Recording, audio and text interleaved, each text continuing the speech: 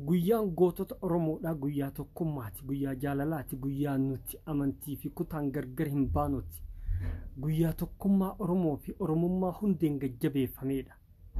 Guyyaa lubbuun qaaliin saba kanaa dabarfamtee kennamteedha.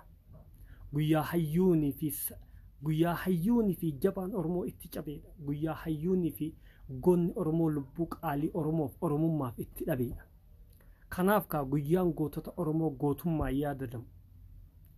Guyyaa gootummaa yaadatanidha. Guyyaa akeekaa fi kaayoo isaan irratti wareegaman san tokkummaan fuudhanii galmaan gahanidha.